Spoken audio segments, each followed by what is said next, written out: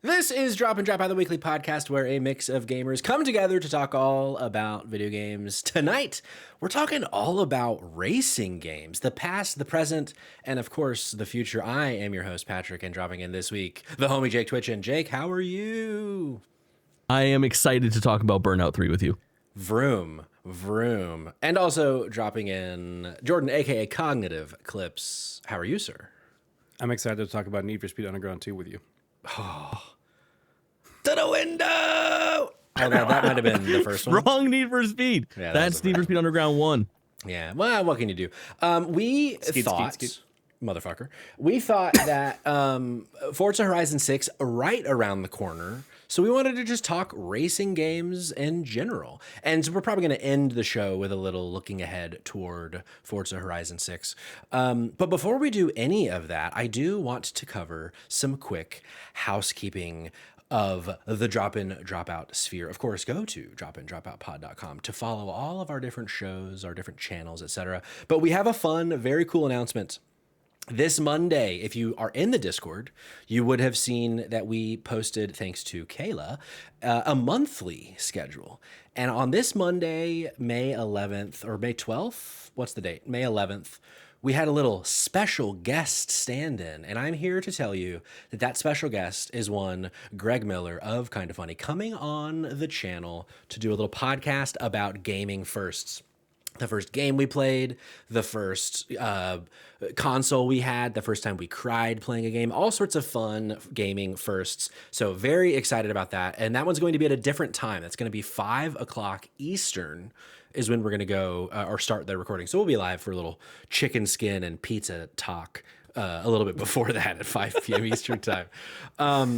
So yeah, hope to see you Monday afternoon, a couple hours before JK Games Podcast. But speaking of Monday on the JK Games Podcast over on twitch.tv/JK Games Podcast, there's a little Star Wars episode, a little May the 4th be with you, talking underrated Star Wars games and all sorts of other Star Wars video game things. So give that a listen. And then the next night over on Spotlight Games, I reviewed Seros. And we talked a bunch of other video game news, which is very fun.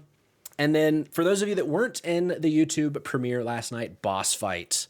Episode 2, our first fully produced boss fight episode, produced by the homie Noah. That's on the YouTube channel right now. Go give it a watch. I think it turned out quite nicely. A very fun game show, and we are already cooking on another one. And I think that's it. So yeah, all TLDR, all said and done, be there Monday when we have Greg Miller from Kinda Funny on the channel. Very exciting stuff. However, that's not what we're talking about tonight. Tonight, we are talking about racing games. Vroom, vroom, motherfucker. I've had some whiskey, if you can't tell. When we have these kind of like general vibe conversations about a genre or a franchise, I like to just start with, Jake, when I say racing games, what do you think of? Like, are you a racing game guy?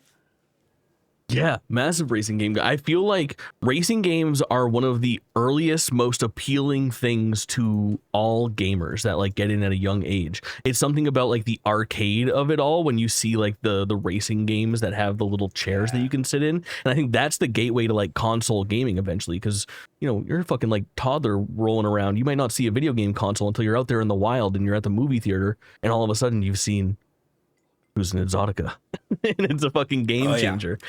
And as far back as I can remember, I've been interested in racing, both not only just like racing in video games, but also like go-karts. And I would like to drive anything, a golf cart, anything with 4 wheels as a kid. So growing up, racing games, straight to it. So if you're at the, say, Dave and Buster's, I don't know that Dave and Buster's ever had go-karts, but like those go-kart establishments, JT is on the fucking wheel. Dude, I loved it for sure. I was driving cars before I should have as well. Well, it's the kind of thing, like, I feel like I didn't need to learn how to drive a car because of how much I played racing games as a kid. It just, like, made sense. It was like, yeah, only thing I needed to learn was parallel parking, I think. But, Jordan, what about you? Like, were you a racing game kid back in the day? It's funny because I already told you all this, but the chat hasn't heard this yet. So, you know, Patrick brings up, okay, we're going to be talking about racing games, lead up to Forza. You know, Jordan, you're in on this. And I was like, yeah, totally. I mean, I've dabbled in some Mario Kart here and there. I played some Forza 5, Horizon 5. Yeah, that's cool. And then, like, a week goes by, and my mush brain finally fires another synapse. And I was like, oh, I played a lot of racing games. I played a lot of racing games. So, yeah, we kind of hinted at the pre-show and the intro. They're like, those Need for Speed Undergrounds, the Burnouts, of course, Mario Kart's group of Mario Karts. So there was a lot more in my backlog in my mind that I initially thought. And I didn't have the same mush brain week long situation that you had, Jordan, but I definitely used to play so many racing games. Really, the only, and like we're gonna I think start just kind of like going through various genres, but simulation games were really the only one that I didn't fuck with really. But I mean, of course, we're going to talk so much about Burnout tonight and Need for Speed, but I feel like right before we started recording, I was playing some Need for Speed Unbound because I just don't really play racing games anymore unless it's a kart racer named Mario. Like I really don't really fuck with any other racing games really. And it's not like an active choice, I don't think. I think it's just cuz I'm the same with sports games where like very rarely will I, even less than, cuz I don't even have like one sport franchise that I still play. I mean I guess Mario actually would be it as well. But yeah, racing games just don't really break through for me anymore unless it like really seems to be something special. And playing a little Need for Speed Underground earlier, I was like, this game kind of rips. Like I think I'm like ask. Unbound. Yeah, sorry. What did I say? Underground. Underground. Yeah, Unbound. I was like, damn, this game's fucking fun. So yeah, I don't know that I'm like gonna be going through a racing renaissance by any means, but I think I'm gonna be playing more Unbound for sure because that was a lot of fun. But back in the day, like, was there a style of game like racing game that y'all preferred, Jake? I mean, my favorite are like arcade racers, not only in the arcade but also like at home. Like I really am just looking for like Burnout's driving style in anything, but Burnout wasn't the first one to do it, but it's the gas hard into the fucking corner, smash or like tap the brake or tap the e-brake, go into the controlled drift and then boost out of it as fast as possible. Like I like the unrealistic game, and I'm so down with a racing sim. Like the original Forza Motorsport, I was very into. Forza 3 I got really into again. Gran Turismo 3 back on the PS2. I'm down with a sim. We'll talk plenty about those as well. But an arcade racer that has like a defined like sense of speed is crazy for me. Big speed guy, Jake Twitchin. Big Everyone's saying that. Yeah. You should Cog, see me move around. Cog, did you have like a go-to genre of racing games back in the day? Yeah, I kind of did the dabbling a bit. There's the Mario Karts, Gran Turismo 3, also big for me when it came out, when I first got the PS2. But I think, by the time the early to mid 2000s were rolling around, it was the more arcadey style ones for me. And then these days, the new Mario Karts are kind of the bulk of where it is. But even like I feel like the Forza Horizon games, I've only played 5. But I feel like that was a really nice mix of like it kind of had the vibe of a sim, but it like in some aspects, but it was also a lot more arcadey than like a true sim is. Yeah. And so I really like I don't know if I've ever talked about this on content, but He's a felon. Yes. Drive Like You Stole It by the Glitch Mob is why my name is Cognitive Glitch. Fucking banger of a song, by the way. Go listen to it after this. Not right now. Listen to me first. But like whenever I was first kind of dabbling in some like content creating kind of stuff, I was going live on Twitch, like not on camera, but just like going live from either the Xbox or the PS5. And so I would just go live and play some Forza Horizon 5 for like an hour and, talk to my one friend who knew that I was doing it and would chime in like every 20 minutes. But like I was dabbling in a little bit of that because that was at the time one of the best looking games I'd ever seen anyway, just in general. It's a very pretty game. He's a dabbler, folks. Yeah, I feel like I mostly also went the arcade and kart racing route, but then also the fringe titles, which we'll talk about. That there might be some up for debate on if it counts as a racing game.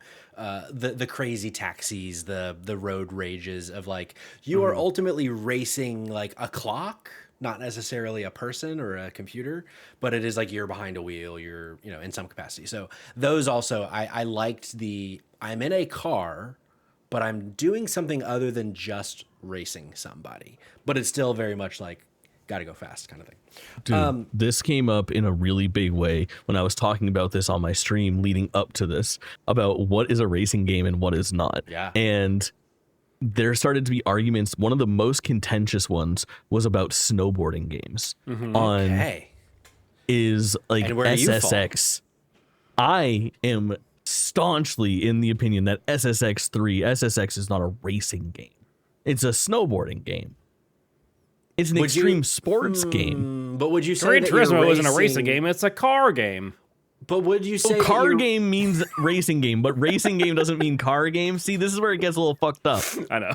but the whole point of SSX is to race the other snowboarders. Yeah. I think if you write like YouTube thumbnail best racing game and you show Forza, Gran Turismo, SSX3, people are gonna click in and be like, fuck your life. Like, that's First not a of racing all, game. That sounds like a thumbnail you would make to make people come in and say fuck you. There we go. Okay.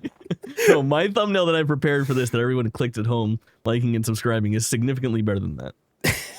I just know I think that I can understand putting specifically a snowboarding game in a category of snowboarding games, but you are the ultimate goal there, and especially like snowboard kids, like you are like the whole point of it is to race. Now there's also the tricks of it all, there's like other things too, but it's a racing game. It's just not with a car. I would argue that it's a game that you race in, but it's not a racing game. Because you also have missions in there. Well, missions, like half of the game is doing like tricks and exploring the map and like freestyling. And then you could argue, okay, then is Forza Horizon a racing game? Because racing is only a portion of it. Exploration and unlocking things and time attacks and drift challenges are the other things that you're doing. But I would argue that Forza is a car game. So a car game automatically puts it. Well, but car game though, there are so many other car games that don't count just because there's a car. Twisted Metal is not a racing game. All sorts of other car. I would feel comfortable talking about Twisted Metal here. You think Twisted Metal's a racing game? There's no racing. I guess not. I don't know. It's a vehicular combat game. It feels fucked up to leave anything with four wheels off of this. Damn. There's anything with four wheels. I knew Patrick would be against me. I thought maybe I could get COG on this. Well, like I said, it's like I do see what you mean. And I even texted Patrick this afternoon, and I was like, just to be clear, are we talking only car racing games? Because there are some other racing games that are like not even just like snowboarding and skateboarding, but like there's other vehicles. We're talking, like your Wave Race 64 is like, that's a racing game. It's not cars. It's, jet skis, I guess, right? Yeah, sure. Yeah. Would you guys feel bad if like SSX won best racing game of all time? I feel like that's like a shitty winner, even though it might be my favorite game out of everything. Well, no, I wouldn't feel bad about it. I just don't think it would win in terms of best racing game. But it is a racing game. But I think like with SSX specifically, in the conversation of best racing game, you would take into consideration that it does more than that, and that arguably the best part of SSX isn't the racing. It's the tricks. It's the tricks, and it's the bombastic ness of it. But definitely a racing game for sure. Yeah. So like Jake, to like, you want to talk about like Burnout? Like, there's more to Burnout than just a racing, because you're trying to like smash into stuff. You're trying to crash the cars. But to Patrick's point, like the end goal is still to like that's all part of the racing. Like the tricks are kind of separate, and they like, I'm pretty sure if I remember correctly, it's been so long, but don't like, if you do good enough tricks, that gives you a speed boost kind of a thing, right? For Tricky. I think so.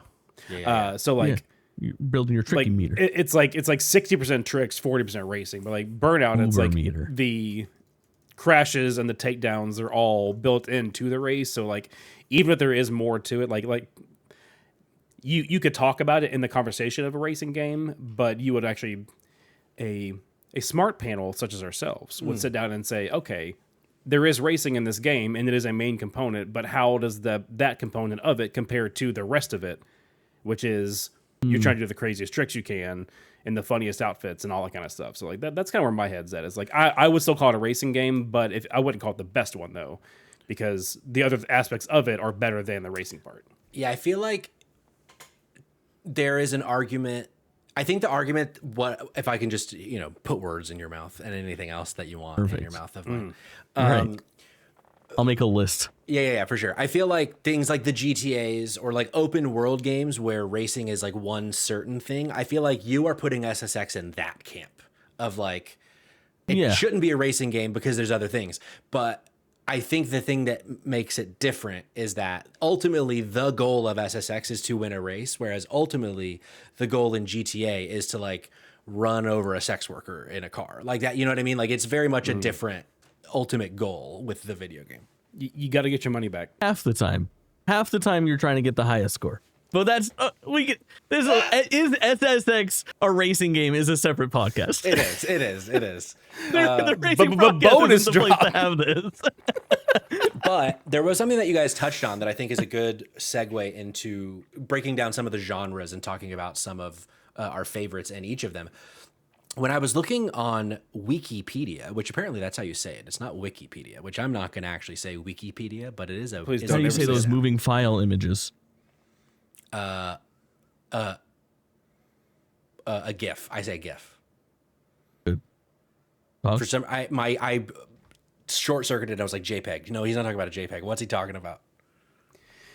For the longest time, I said GIF, and then the internet convinced me that it was GIF, and now the internet's convinced me again that that one wasn't correct, and now I don't know what to do with my life anymore. Yeah, GIF, for sure. for sure. It's not It's the peanut butter. gift that keeps on giving. No one's ever said that before. No one's ever made that joke. I've First never time heard it guess. actually. To be clear, I actually don't think I have either. yeah. So to me, you made that up for sure. Who wrote that? You wrote that To me, You're- you're perfect. Exactly. But you guys were talking earlier about Forza Horizon, and it's funny because for me, in my mind, Forza equals simulation, even Horizon, but the internet does not think so. The internet puts Horizon in an arcade genre, which I don't know that I agree with that. What do you guys think before we really dive into specific genres? An arcade game? So was it against Pac-Man? Well, like arcade racer specifically. I feel like it's still a simulation though. At that point, SSX is an arcade racer. What? I would agree. It's going to that be anything. SSX It's going is to be a an racing arcade game. racer. If, Yeah, for sure. Okay. Yeah, absolutely. Our SSX is an arcade racer. It's not a simulation. Not a racer. Okay, so I'm happy to be wrong. No, I don't know. I'm trying to short-circuiting. reconcile. Like, is Forza going into both buckets? Forza And Horizon? And then in Wikipedia they say that Motorsport is the simulation title and Horizon is the arcade title. Oh, Yes, okay. I would agree with that because as realistic as a lot of aspects of Horizon still are, there are the aspects of where you're like doing the stunt jumps and all the stuff that would like, if it was an actual sim game would shatter your car into a million pieces when you hit the ground. But like, they arcaded up a little bit for the Horizon sub series. Yeah. Series, whatever it's called. So it is a blend, but it does lean more toward the arcadey with some of the aspects of it, like as far as bending physics a little bit to have more fun with the trick jumps and other crazy stuff. Any benders? Cirrus saying Forza is biracial, Jake. Of course. Right. Half simulation, half arcade. Yeah. But so let's start with arcade racers. So I think all of us in our favorites of, back in the day or even now, we all said arcade in some capacity. So I think let's just rip the band. I would love to talk about Burnout. I think that to me, when I think of an arcade racer, I think of Burnout. I still don't understand how we don't have a new Burnout to this day. Seriously. But do you guys have a favorite Burnout? You must. Probably Yeah. 3. There's only one racing game in my top 10 games of all time, and it's Burnout 3. Yeah. Burnout 3, I think, is also my answer, but I do have a soft spot for Burnout Revenge. Was that 4? Technically. I think Okay. yes. Because Yes, I think yes. I played both of those and I loved them both. And like, I think I remember more of 3 just because of the soundtrack, which we'll get to that stuff later.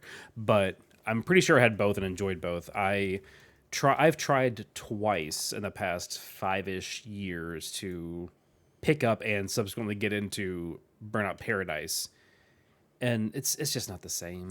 Paradise does not work for me. I've tried about as many times as you, for sure. Yeah, there's way too much of the like, hey racer, why don't you go to the thing and hit the hey, it's like every 4 seconds is some douche talking to me about how to start a race at a red light, and it just The host of Crash FM is not a douche.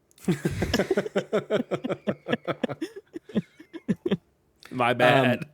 Kayla in the chat asked, what makes it an arcade style racing game? According to Wikipedia, usually arcade style racing games put fun and fast paced experience above all else, as cars usually compete in unique ways. A key feature of arcade style racers that specifically distinguishes them from simulation is that they're far more liberal physics within the game. It's not so much that like a turn is going to take you fucking all day like it does in a simulation game. Yeah. So Kayla, if you're playing a racing game and you can take a jump like way high in the air and land and just keep driving, that's an arcade game. Yeah. If you hit the ground and your car is totaled and you have to restart the race, that's an arcade, or that's a simulation. And I assume the kind of etymology of it, I think probably comes from arcades, where like when there were the arcade fucking full racing cabinets, like I don't know if you would call it a cabinet. I think cabinet's the term. San Francisco fucking Rush. Oh, for sure. Those were always Cruising this USA, style. Cruising the World, yes, Cruising Exotica. We'll get to those. But I want to do like podcasts within a podcast about Burnout with you guys, because you guys are knowledgeable about it. And if you'll indulge, have any of you guys played Burnout, the original Burnout? The original, I don't think so. Okay, I've only played it once, and it was at a friend's house, and it was really janky, but it was interesting enough to me that when I got somebody that recommended me Burnout 2, I picked out Burnout 2 Point of Impact, and it was the first Burnout that I owned and played a fuck ton of. Either of you guys play that? Burnout Impact, I also don't think so. I think Takedown might have been my first Burnout. Honestly, it's a lot of people's first Burnout, but Burnout 2 is underrated and like still a very good racing game that's arguably like a touch too arcadey. It is very touchy controls. Burnout 3, then when we get there, Burnout 3 Takedown is quite possibly the best racing game ever made as far as feeling goes. Like, it's obviously it has dated graphics at this point, but its sense of speed for the time was unparalleled, and it was also really, really bright and vivid. It had like a visual aesthetic that was all its own, and obviously gave us the crash mode, which is absolutely fucking incredible. And I know that's not really the racing part of it, but so rad. Yeah, you might even what say console half did you guys the have? game is just crashing other cars. Good call. Do you guys know what console you played it on? I think mine would have been the original Xbox. I'm pretty That's sure. what I'm leaning toward as well. Yeah, because I think it was on the GameCube, but I don't think I played it on the GameCube. And it wouldn't have been PS2. So I think by default, Xbox. Sure. There's also, I think, something about, because by this point in my like gaming life, I would have mostly only played kart racers and or like some arcade racers of like the SNES era, like Micro Machines or like off-road style or whatever, that one with like trucks and like ATVs and stuff. And so there was this like feeling in Burnout of almost being like magnetic to hit people that felt so good with the takedowns of when you have the boost and then you slam into them. It felt like the game, I don't think it did, but it felt like the game had coding to be like, if you're in a certain distance, it just like pulls you into them. That always felt so satisfying.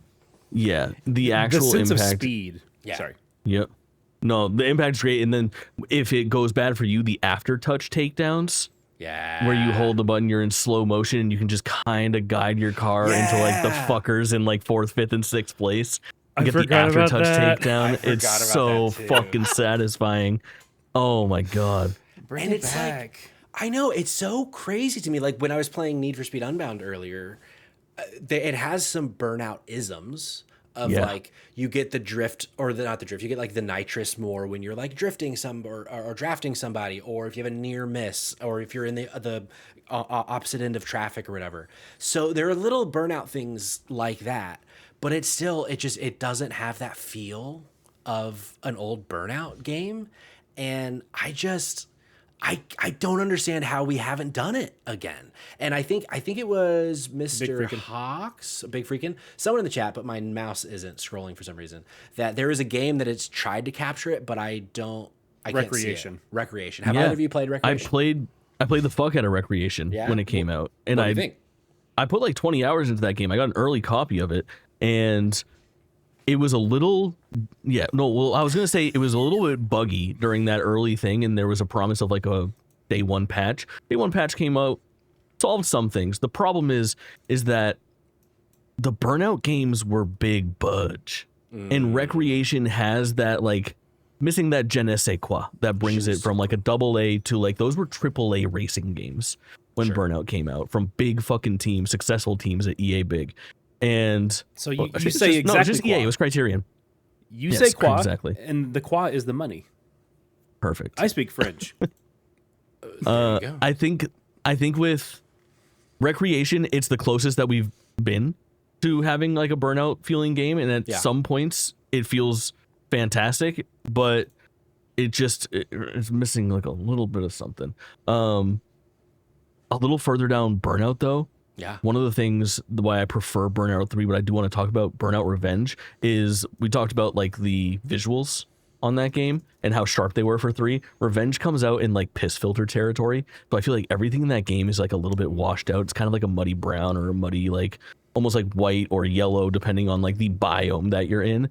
But it does introduce the fucking traffic takedowns where you can hit the back of a car. Yeah. Yes. Send that thing flying. You just send a semi into the entire like rest of the racers. Oh man. Yeah, Revenge. I do think I have some Revenge B-roll pulled up. I do think Revenge is the one that I played a lot more than Takedown. I did play a lot of Takedown, but this is with the fire on the bottom with your fucking boost and shit. And like you were saying, Cog, the sense of speed. I feel like there is something so, in hindsight, there's something so impressive to me about how these levels were designed in such a way that you could feel like you were going 1,000 miles per hour, and yet you still had control most of the time. Patrick, that is what's missing for me for Paradise, because they went the open world adjacent route, and like I can't focus on that awesome sense of speed when I have to take a right on State Street. You know what I mean? Yeah, it's like for sure. It doesn't flow very well. I'm so glad that's where you went, because that's the biggest jump from Revenge into fucking Paradise, is that's where the fucking turning point happens. And it begs the question, for me, I am right away every single time, because there's a lot of games that have a counterpart where the first game is track-based and the second game goes open. And if you look at Burnout, Revenge, and Paradise as a pair, you also have Need for Speed Underground 1 and Need for Speed Underground 2, which do the same thing. And you have Need for Speed Need for Speed Hot Pursuit 2010, developed by Criterion, the Burnout devs. Then you have Need for Speed Most Wanted 2012, very similar games, same thing, track-based and open world. I want track-based every single time. Are you guys in agreement? 100%. It's the one thing about Need for Speed Unbound that I hate in my hour that I played. Is like, just put me on a fucking track. I don't want to drive there. I don't want to have to look at a map and get there. I just want to do the fucking thing. Do you agree, Jordan? Yep. Yeah, I don't remember having an issue with Underground 2, but maybe that was just like the vibes overwhelmed it. Well, but, like, I do generally think Underground 2, I feel like it was a different situation where so much of that was like upgrading your car and like living in the world of Need for Speed, that I feel like that one gets a pass for me. Whereas something like, it's one of the reasons I also just don't love Forza Horizon is the whole thing, which like it speaks to so many people. No, in the chat, I vastly prefer open world racers. The audience is obviously there. It's just not for me.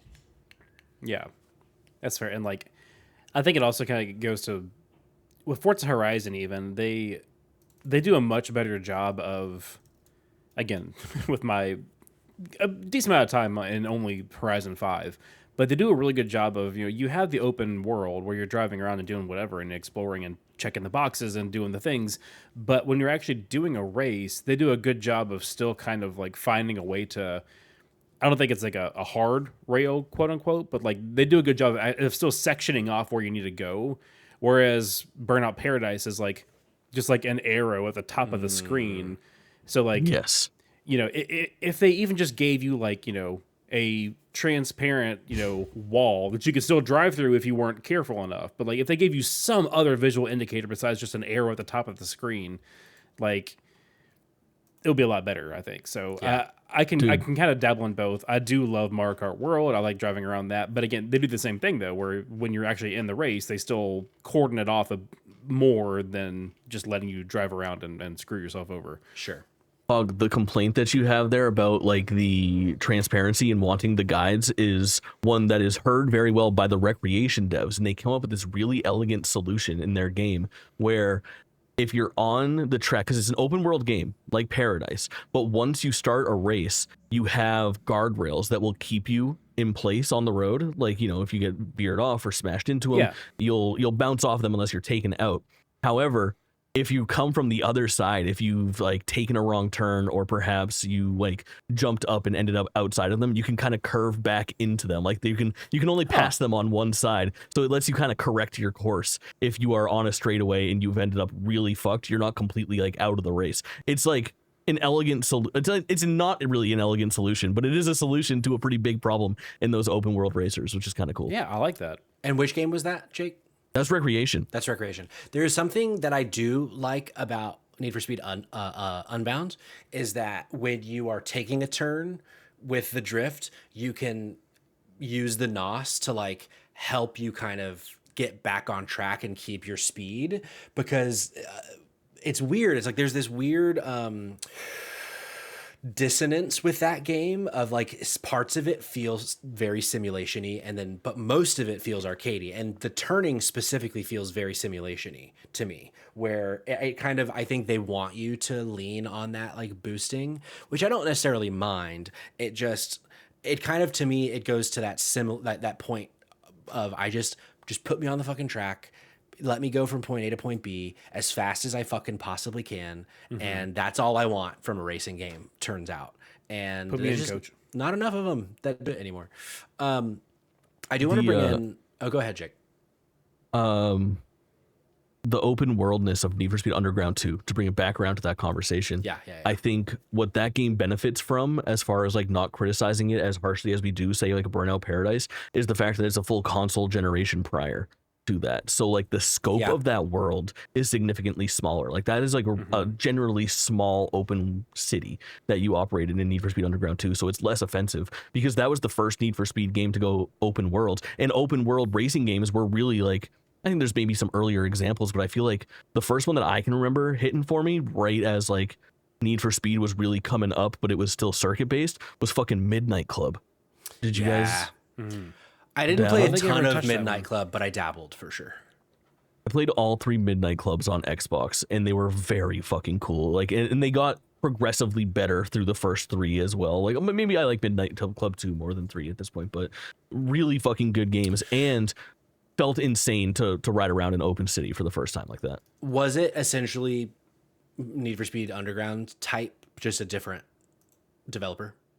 Yeah, very much so. As far as like its theming, like it's, you were pimping out your ride, you were adding underglow and the whole 9 yards. But there was this like emphasis on, I think it was like more arcadey, I would say. I remember Midnight Club 2 in particular. I'm not sure if the first one had it off the top of my head.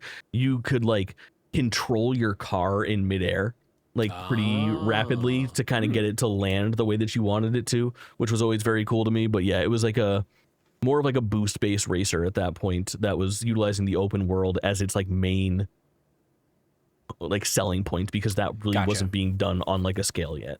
Gotcha. Yeah, I feel like back when Midnight Club was at its peak, I was playing more racing games than I ever played, but I just also at the same time didn't have bandwidth for another one. Like I had enough racing games in my life that I didn't need to add another. I just played Need for Speed Underground 2 instead. Was it the same generation though, or am I wrong on that?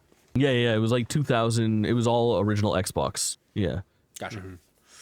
As we speak about arcade racers, we did have a few people write into the Discord, which you can go to dropin&dropoutpod.com to join the Discord. And every episode we have a little write-in segment for the topic at hand. And High Score Weekly, our very own Rush 26 or 2046 on the N64, specifically the stunt mode. Jake, what do you know about Rush 2046? Dude, Rush 2046 is so fucking sick. High Score Weekly is my spirit gamer. This game is so rad. So it's just another San Francisco Rush game at first, and you're just racing around like futuristic tracks. But the hook is that whenever you get air in that game, you can stick out your fucking wings of your car, and all of a sudden you have midair control, but you need to kind of like pilot it almost like a, I don't know, like a plane or something. You have to kind of gain momentum. But here's what I remember the most about San Francisco Rush 2049 or 20, whatever number it is once you get that fucker spinning, you can get that thing spinning. And I was going over jumps, and I'm talking sending this car doing like 100 backflips, smashing into the ground. And it was just perfect in that like Nintendo 64 era of, I was just like, I don't know, 11 years old, smashing cars into stuff and having the fucking time of my life. That game rules. Amazing. I don't think I ever played it, but I do love that around every corner is a Slim Jim banner of some kind, because obviously Slim Jim was a sponsor of this video game. This, you know what this reminds me of though? I'm looking at the B-roll right now, and he just went on one of those like Hot Wheels loop-de-loops. Did y'all ever play like the OG Hot Wheels games? Or at least maybe there might not have been games. There was one specifically that I played the fucking wheels off of. Stunt Track Driver. Any Stunt Track Driver knowers? I know of that game. I never played it. It was cool in that you could also build your own tracks with like Hot Wheels pieces. Nice. I think I had it on PC. One of the like 10 or 15 games that I just like somehow got on PC. I don't feel like we ever bought them. They just like showed up somehow. And I would just spend days and like it did the cool thing that, you know, is no longer novel of, because it's Hot Wheels, you look around and the background is like a garage, and you see the workbench, and you see the truck, it's in the garage, and you Little see People, like, Big World, dude. Little People, Big World, one of my favorite aesthetics of anything. Yeah. And that was, I feel like, the first time I ever really experienced that in a game, around the same time as Army Men, not a racing game, which we won't talk about today. But I thought Ever maybe seen the movie Small Soldiers. Oh yeah, dude, big Small Soldiers guy, very very big. And then we also had in the Discord our own Kayla again as our own. Not Kayla has already written in Freakstyle. Jake. Oh, Freakstyle, a game that I unfortunately never played. EA big. It's it's like SSX a lot. You're really a son of a bitch. Disqualified. It's on a fucking vehicle, not an inanimate object, for God's sakes. Oh, so vehicles are animated. They're living beings. They're moving. They're like a machine. They have moving components. It's not just a fucking set of straps and a goddamn plank. It's neither. That's all I need for a good Friday night. You know what I'm saying? Freakstyle fucking rules. So was Freakstyle? I'm just looking at the box art. I'm about to pull up some B-roll. Was it just like BMX racing?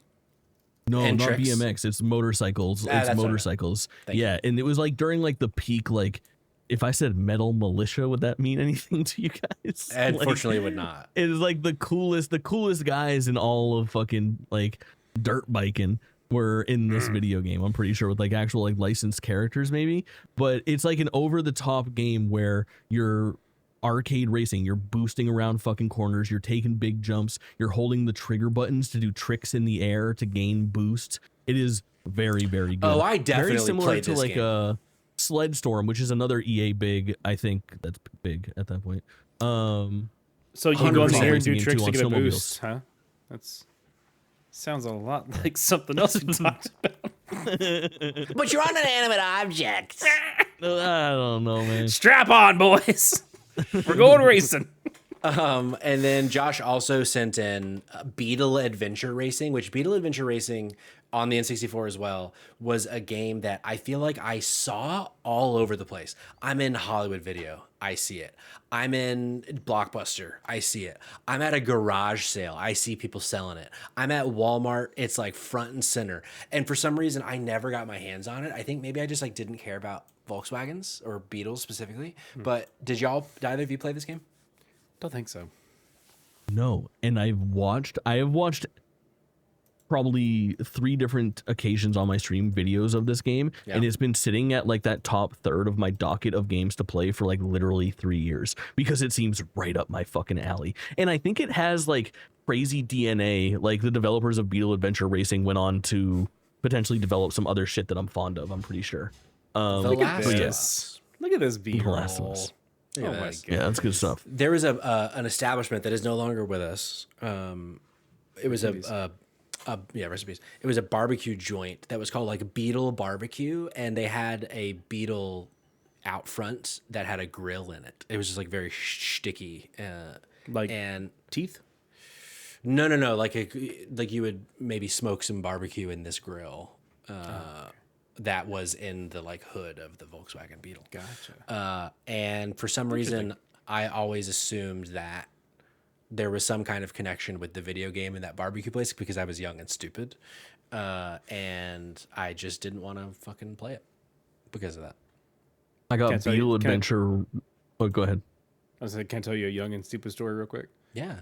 There's one time where I don't even know where I heard it from, but I was just driving in the car and I'm asking my dad, like, hey, Dad, like, where's Eucla? He was like, what? I was like, where's Eucla? It's like, I don't know what you're saying. Can you spell it? I was like, yeah, UCLA. Very good. Yeah. That'll happen. Yeah. I got the Wikipedia page for Paradigm Entertainment, developers of Beetle Adventure Racing. Okay. I'll read some highlights. First game developed, Pilot Wings 64. Oh. Okay. Crazy. Spy Hunter for PS2, the Spy Hunter reboot, first one. Pretty good. I would say you guys would say not a racing game. I would say racing game. I don't think you're racing in the game, are you? You got a car racing pretty fast around there. But it's a I fucking hate this Stuntman Ignition was the last title they developed. Oh, sure. That's a pretty good track record there. Yeah, it's a bunch of decent fucking 8s. Unfortunately, Jake, there is no world in which Spy Hunter is a racing game. That is only car combat. I guess so. Yeah, you better fucking guess so. Also, Noah says, I mean this in the least offensive way possible. I'm genuinely shocked Peachwag didn't play the fuck out of Beetle Adventure Racing and have strong opinions on it. Honestly, I'm shocked. But a game I did play the fuck out of and I have strong opinions on, Sir Dr. JM wrote in the Discord, Lego Racers. What y'all know about Lego Racers? I see Jake nodding. Nothing. I didn't play. I know of it. I had a friend that was big into Lego Racers, big into Lego Island. This guy was Lego metagaming way before fucking Lego Star Wars when I came in as a fair weather fan. Yeah. I was a huge Lego Island as well. Like several times I've tried to find a copy of Lego Island and it is like kind of impossible to find. Like I think their ROMs do exist of it, but it is just kind of almost lost to time. But Lego Racers I played a ton of, which it was a kart racer, but you could build your own little cart. And it was just a Lego themed racing game. And there was nothing like truly special about it. It just was Lego, but it was what we had on the computer. And I played the fuck out of this game. And I often think about Lego Island and my kind of yearning to go back to that.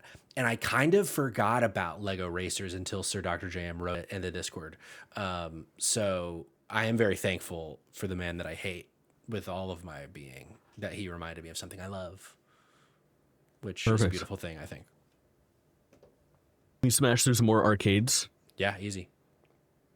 Outrun series? Don't think I outran. So. I remember that game coming out and it being $20 flat as a new release, and I was perplexed by it on the original Xbox. I think it was Outrun 2, maybe Outrun 2006 Coast to Coast or something like that. It might be 2 separate games, but very, very fun arcade racer. And it's very like Miami Beach coated, like kind of Oh, like yeah. fluorescent. Is Outrun where it's like the, I don't know if they're Jeeps, so they have like the, the little metal things on the side, almost like beach buggy kind of stuff. I think it's like a iconic red car. Yeah. D-Schwag's got the B-roll. Very Sumo cool, Digital very fun. did this. No shit. Yeah. What else they do? I don't remember, but I know I hear about Sumo Digital every now and then in the year 2026. So they did We something. love Sumo Digital. I can't wait to see what Sumo Digital has worked on when Noah types it in chat in 3 minutes. Sumo Digital, come on the show and talk about all the things you've been doing this year that we're all Fuck, they excited did about. 9/11 apparently, is what Wikipedia That's says. true. Yeah, their biggest hit. Ridge Racer. Ridge Racer. My biggest Ridge Racer was the PSP launch title, just a really impressive handheld racing game that just fucking blew my mind. The fidelity of it I was big into. And then if we can talk about real quick, what games do you guys remember sitting down and holding the fucking wheel of and racing at in arcades, like arcade racer? Hydro Thunder and Cruisin' Exotica are the pinnacle to me. For me, Hydro Thunder is my answer. And if we're talking about hands on the wheel, or rather the fucking, like, it wasn't really a wheel. It was like it was missing parts on purpose. As And it had like a throttle, I think, and a for throttle, Hydro Thunder. Yeah. And I played Hydro Thunder a lot on my Dreamcast as well. I remember, I definitely have told this story, but listen to it again. It's so good. The Dreamcast controller fucking sucks. The right trigger, specifically the left and right trigger, are very awkward. And I played Hydro Thunder so much one day that I had like injured my pointer finger pressing right trigger because you just constantly hold the gas in that video game. So I what they call that, fucking Jake? grabbed a... What is that? Trigger finger. That's right. I got a rubber band to hold down the right trigger so I can play the game for the rest of the night. Very good. Can I Wrap read around through it. a few Sumo Digital releases for you guys? I Please would do. love that. I want to start in the year 2009 with Disney's A Christmas Carol on the Nintendo DS. Which you Disney's A might think, Christmas oh, these Carol. guys didn't do fucking shit. They Hang on, certainly did some shit. Pause. Yeah. Disney's A Christmas Carol in 2009. Would that be the Jim Carrey CGI monstrosity? Okay. Yeah, for sure. There's a game about that? There is, apparently. Okay. Sonic and All-Stars Racing Transformed and All-Stars Racing. Just Sega All-Stars Racing. They did both of those. Ooh, the good ones. They did Little Big Planet 3. They did Snake Pass, which was the very first game I bought on my Switch because I was waiting for Breath of the Wild to come to my house. And that was one of the like 4 games on the eShop at the time. Yeah, that's how I ended up with like fucking Spectre of Torment or some shit like that. Hollow Knight, maybe? Sackboy: A Big Adventure. I think you're thinking of Shovel Knight. Shovel Knight. Yeah. Crackdown Night 3. was mixed up. Crackdown 3, Jake. The people that made Outrun made Crackdown 3. They fucking ruined my franchise. There you go. Hey, they ruined Little Big Planet also. Great. I like what a weird. Kiss of death. Truly, the Texas Chainsaw Massacre in 2023. These people are all over the place with the games that they've made. It's just very shocking to me. Can I just my wife is not a gamer, and so Okay. when Little Big Planet 3 was coming out, like I was excited because she actually had played a Little Big Planet 2 with me, and Little Big Planet 2 is peak. It's adorable. It's fun. It's accessible for people who aren't really playing games much. And so in my excitement for this connection with my soon-to-be wife, I went ahead and got Little Big Planet 3, like pre-ordered and everything. And that game is not nearly as fun, not nearly as funny, and like stupidly hard in a lot of ways. That was like completely just not accessible for her anymore in the ways that the other games were. So I was like, thanks a lot. Sumo Digital, Sumo Digital. dead to COG because of Little Big Planet 3. Yes. Never even Very much say so. their names again. It is taboo, I fear. Anathema. Jake, what other franchises did you want to go through? Or did we click? I feel get like Have you guys ever played the sit-down Mario Kart games developed by Namco? them all? Yeah. Actually, no. They're are fucking crazy. crazy and not good. No, they're not really good. They're very They're actually different. not bad if you just consider them like they are more like a Cruisin' Exotica, or Yeah. like the Fast and Furious arcade games. It's just like you just want to go in a straight line and turn your wheel. You're not karting around. You're more racing, like in cars, is what it kind of And feels like. they have, at least the most recent one I played, which was like, I don't know, 3 years ago maybe, they have you take your picture on the thing. And Yes. they, like, put your picture like on it's very bad. It's all very I had stupid. my Wario fucking mustache on. Yeah. Perfect. Nice. Perfect. It was very perfect. Did we talk enough about Need for Speed? No. I don't think we did. I feel like we kind of breezed past Need for Speed. I want to talk more about Need for Speed Underground, which a couple people also wrote in from the Discord. Kayla mentioned Need for Speed Underground. Someone else did, but there's a lot of text that happened throughout the day, and I can't scroll that fast. But Need for Speed Carbon was also mentioned, which Noah says is massively overrated, and Most Wanted, while great, is overloved. Underground 2 and Carbon are the best of those legendary Need for Speed titles, is what Noah says. Need for Speed Underground and Underground 2 are my peak of Need for Speed. And then I feel like Hot Pursuit 2 Oh, yes. would be next Hot for Pursuit me. 2 was my gateway drug. That was the Yeah. first Need for Speed that I played. I don't know why that one is the one that popped off so crazy, but I remember it being the first one that came out for like GameCube and PS2 and Xbox in that console generation, which got me very into it because that racing was very fun and it had the cops and the racers aspect of it, so there was a little bit more variety between them. Hot Pursuit as a series, very fucking strong as like a concept because Hot Pursuit 2010 is my favorite Need for Speed game overall. It's so good. Also, High School Weekly asked in the chat, wasn't there a Need for Speed movie? There was, and I have a story about it. Would you guys like to hear? Yes. Please. So Need for Speed was filmed partially in Atlanta, mostly in Atlanta, and starred, as Cog says in the chat, Aaron Paul of Breaking Bad and many other things. And Kid at the Cudi. time, Kid Cudi, yeah. And at the time, I was following Aaron Paul on Instagram, and he put out this thing that was like, "I'm going to be at Ormsby's tonight," which is like a bar by Georgia Tech. And the first person that brings me like these 3 items will get flown out to LA to go to the premiere. And it was like find a VHS tape of Smokey and the Bandit, and like very specific, like you would probably have to just already have these things by chance to get them. So I didn't have these things, but I was like, but I want to go meet Aaron Paul. Like, this is like Breaking Bad had either just recently ended or was like about to end. I don't remember the exact time frame. But I was like, Rose, why don't we just go to Ormsby's and fucking try to meet Aaron Paul? And then we like hung out with Aaron Paul for a little bit. We tried to buy him shots. He was like, if I had another shot right now, I would fucking die. But we just like had like a 5 or 10 minute conversation with him. And we didn't win because I didn't find the things. I drew a picture of the 3 things. And then he was like, oh, this is cute. I'll sign it for you. I was like, sure. Okay. You can sign my drawing. So I have that somewhere. I think it might, it's not in that drawer. I think it's in storage. But yeah, so that is a total thing I forgot about Need for Speed is my interaction with Aaron Paul. Because Was Did he the person cool? that won show was up? Did very they find the things? someone did find them, yeah, and it got flown out. I think he shared the pictures. Yeah, very random. But Need for Speed, great franchise. Did either of you ever play Need for Speed Porsche Unlimited or Porsche Unleashed? Porsche Unleashed. Unleashed. I think it's Need for Speed 3 is Porsche Unleashed. The Porsche Unleashed. Yeah, I played that Did it ton on PC. did it have Star Killer? We The wish. Force Unleashed. I see it. I understand. No, it didn't. The silence was great. I was like, what the fuck are you saying? But no, I get it. No, that was fair. That wasn't bad. But that was a game I texted my brother earlier. I was like, when I say like, what would be the best racing games we played as kids? What would you say? And most of the things were things I expected him to say, but he said, what about that Porsche game? I was like, oh, the Porsche game we played so much of. Honestly, the only because that one was more simulation-y from what I remember.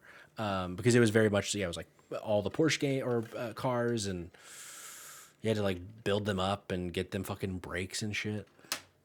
Sounds stupid. Probably is. No. No. Very fucking cool. Need for Speed has a bunch of weird entries in it, man. Like, Yeah. they have always been obsessed with I wish, honestly, to their own detriment, they're usually pretty obsessed with like moving on to the next thing after like a second entry is the most that you get, even for like things that aren't very good. You remember Need for Speed Shift, and then they tried to kind of like rebrand it, and there's a game that doesn't have Need for Speed in the title that's technically a Need for Speed game called Shift 2 Unleashed. That's right. I forgot about this. Yeah. Weird. I never played it though. It's not great. Yeah, probably not great. But yeah, they go on like a run of Need for Speeds. After Need for Speed Underground 1 and 2, you get Most Wanted 2005, which is a fucking banger. Need for Speed Carbon, which is, I think, a decrease that people are arguing. Then Pro Street, then Undercover, then Shift, Nitro, which was the Wii and DS exclusive. Then you get Hot Pursuit 2010, Shift 2 Unleashed. Then you get what has become one of my favorite Need for Speed games, probably second after Need for Speed Hot Pursuit. Have either of you played Need for Speed The Run? I don't think I've played The Run. What year? The Run is like kind of recent-ish, or no? It's like 2011, I think, at this point. Like it's been a long time, and it came out the same year as Shift 2 Unleashed. Let me see. And in between the two, it came out in between the two Criterion releases. So the Burnout team dissolves, or they stop working on Burnout after Paradise. The next thing that they work on is Need for Speed Hot Pursuit remake, and then after that, 2012 Need for Speed Most Wanted remake. In between that, you get Need for Speed The Run. I don't know if this is a fucking racing game. You're racing the clock a lot. You're racing other people sometimes. The definition's a little muddy these days, some are saying. But Need for Speed The Run fucking rules. It's a story-based Need for Speed game where not only do you drive your car, but you also get out of it and you participate in like QTEs where you'll have to like, escape through an alleyway or shoot a fucking gun or like talk to hot chicks at the gas station. It's so fucking like late 2000s, like early 2010s pilled. I cannot, if you have the means to do so, you have to play Need for Speed The Run. It's unfucking believable. The more I see the B-roll of this, the more I think I maybe did play this, but I just don't have like a ton of memory of it. Dude, the game like opens up, you're like in trouble with the mob and you owe so-and-so money and your car is in like the fucking trash compactor and you have to escape the car with QTEs. Then your first mission is you get into this like hoopty and you're like, escape the mob. It's like you have to zoom away and get away from the bad guys. Then you have to win, quote unquote, the run, which is a race from LA to New York or something like that, across the country. And throughout the game, you have like different obstacles where like there'll be an avalanche or a snowstorm or tornadoes. This game's fucking wacky. It's wild. It needs to be played. Sounds like it. I feel like because of I don't necessarily want to have the soundtrack conversation yet, but I feel like the soundtracks of these games, because they are typically only licensed music, I feel like racing games are kind of like the one genre, maybe not the one, but one of the genres that just like don't really ever get remake treatment for the most part, because probably would be a bit of a nightmare to try to but then I don't know, do you think there's more to it than just the soundtracks of like, why don't we get racing game remakes like we get every other genre for the most part? I bet that's a big part of it. Like, because I was kind of wondering that too with, I think that Paradise is the only readily accessible like digital Burnout. Is that correct, Jake? Yeah. Because I'm pretty sure it was it's the cars too. I forget that the cars are also licensed things. The cars are licensed, and also I guess it gets like less interesting. Like racing the hottest car of 2006 is not like intrinsically as fun as racing the hottest car of 2026, if that's available. You know what I mean? Like there's room for classic cars, but to have like a cap like that, it feels different. Like, I play Gran Turismo 3 and I want to take a fucking Mitsubishi Eclipse because it was of a place and time in which the Eclipse was such a cool vehicle. Now they don't even make them. I remember the thing I was so obsessed with back in like the mid 2000s was the Nissan 350Z. I don't remember which game specifically it was, but one of the racing games got me obsessed with that specific car. It probably was Need for Speed, and all I wanted was a Nissan 350Z. Nissan 350Z. Yeah. It's like, I thought it was such a cool car. And you see them every so often nowadays. It's a pretty rare car in 2026. But man, I played it so fucking much. Apparently it's in Unbound. Interesting. Yeah, it's in a lot of modern racing games. That's a very famous vehicle now at this point. I I don't know cars. I think it's interesting that seems to be like a sequel problem with racing games in the industry where, depending on the franchise, they're either too reliant on sequels or not utilizing them at all. It's baffling to me that we have 6 Forza Horizons and we have 2 Need for Speed Undergrounds. Like, why has EA not broken glass in case of emergency? That's interesting. Like, I stood by the fact that when Need for Speed Unbound came out, I said if they would have just only made it nighttime and called it Need for Speed Underground 3, it would have sold literally millions more copies. Yeah, I would have bought that day one just because of the title. Easy. No doubt. It's unreal. Yeah. I would have touched it. I have not. And it would have touched passed. It would have passed for that game. Like there's underglow, there's nighttime driving, there's cool stuff going on. It has that theme musically. Yeah. I don't know why that game wasn't just Underground 3. Noah did a very cool chat. He said he was speaking with a VFX artist on Hot Pursuit 2. He was talking about some of the problems they ran into. They actually developed a physics-based deformation system for the game that so many of the manufacturers didn't want to license their cars if they were going to be seen showing deformed and so they scrapped it because they didn't want people to see a Nissan 350Z with a dented hood or whatever, or a busted fucking tail. That was a big thing way back with like actual vehicular damage. VFX and Hot Pursuit 2. It's crazy. It was Burnout. That's why Burnout devs Criterion only had unlicensed cars so they could beat the fuck out of them for the longest time. It wasn't until that they got the approval to beat the fuck out of the cars with Need for Speed that they took over that franchise. And I think the transition from Burnout Paradise to, like, when you think 2010 and 2012's Need for Speed games are more like Burnout games than they are like Need for Speed games by a long shot. Like, really? they just, I guess I need to go back and play them again. Those games just feel, and there's great remasters of both of those games. Specifically, the 2010 one, Need for Speed Hot Pursuit 2010 has been remade within the last 4 years, and it's very clean, very nice. Great track-based racer. Well, there you go. I want to go into simulation because I have a sensing kind of feeling that maybe we're not going to be in simulation nearly as long, mostly because I know that I don't have a ton to say about it.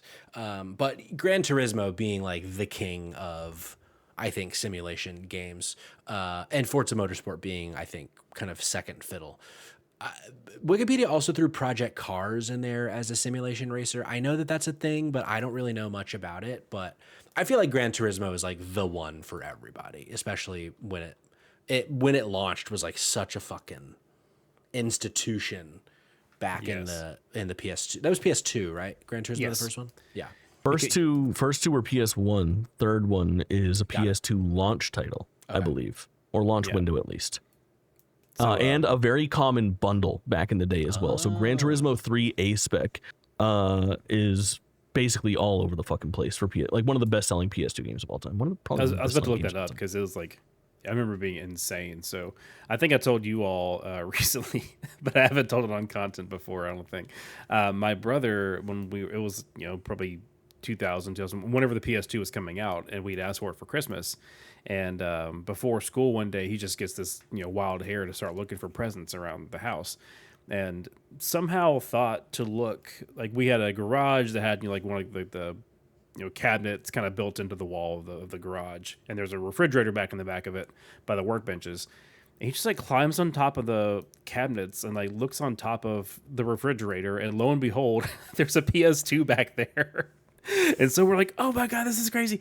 And so we had to put on, Oscar level performances when we actually opened the thing. And I think we found was SSX Tricky a launch title or no? I don't know, but it was a SSX racing game for sure. SSX was a launch title. Okay. Because there was I think we got 2 or 3 games. One of them being Gran Turismo 3, which I really, really wanted to play. But that was not one that we had found. And so I had to shift from putting on a really terrible performance about the PS2 to actually losing my shit when I opened Gran Turismo 3. That's funny.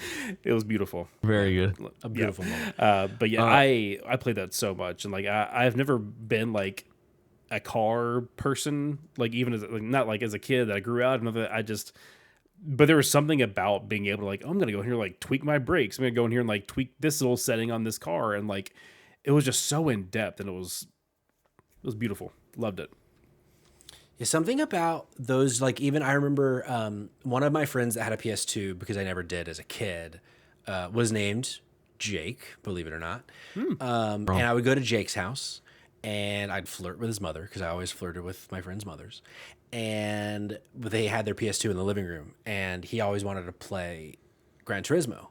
And even back then, I was like, I was just so uninterested in the intricacies of like everything you were just saying, Cog, of like the brakes and all this stuff. For me, like in my mind, I was like, I don't want to I just want to go as fast as I can and not have to worry about damage on my car and shit. So I'd be like, can we just play GTA 3? Because I didn't have a console that could play GTA 3 at the time. So it's like, I just want to fucking play GTA, motherfucker. And he's like, oh, but Gran Turismo was so good. I was like, okay, whatever. Dude. I'm just going to go flirt with Dana. The Dana sounds fine as fuck.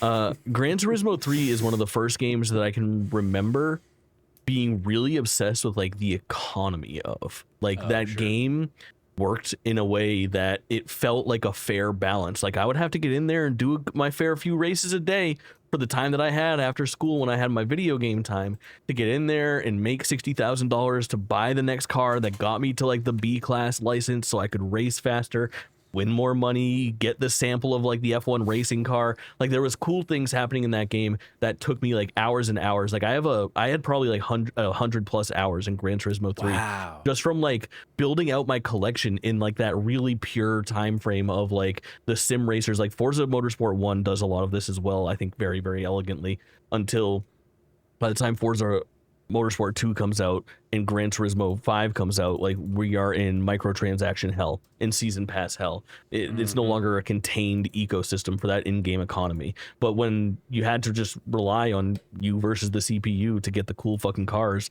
to race around and change the engine on and upgrade your license for, it was a really, really fun balance and gameplay loop. I loved those two games. Is this 3 on the screen, Patrick? This is 3. I think it's like upscaled.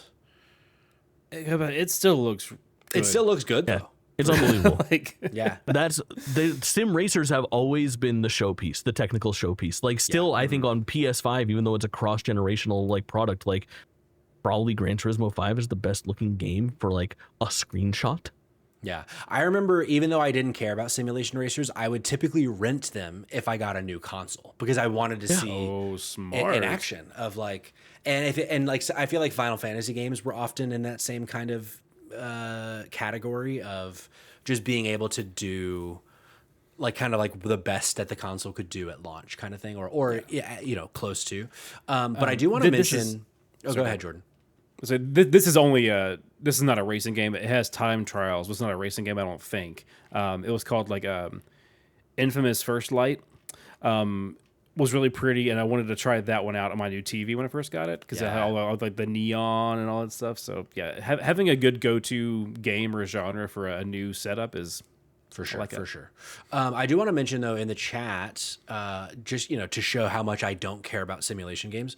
Both Noah and Cirrus are learning me a little bit about other franchises that Gran Turismo, I guess, is kind of like the basic one in terms of simulation racing games, but people that are really into the franchise, I guess, are Project Cars and then Assetto Corsa and iRacing, which, funny enough, I saw on the Wikipedia page and I was like, what the fuck are these franchises? Literally never heard of either of those until I looked it up earlier, and then they were like, oh yeah, those are the ones. I was like, oh fuck, okay. Those are the ones that people are playing with a fucking wheel, like a cockpit, like a whole racing setup, like real racing sim shit, which is Did you guys cool. ever have any sort of cockpit or cockpit adjacent thing back in the day?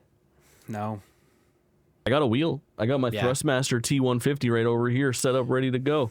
There was someone in our neighborhood who worked at Microsoft, and he had like upgraded his rig, and he had like the chair, the pedals, the shift, all of that shit. And so he gave us his like older, it was just the wheel and the pedal. There wasn't like the shift or anything like that.